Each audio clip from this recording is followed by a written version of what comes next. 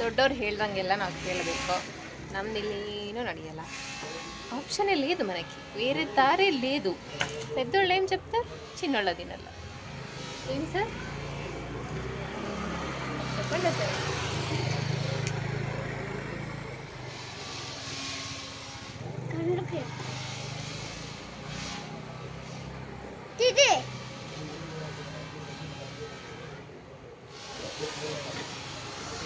So this is our shop.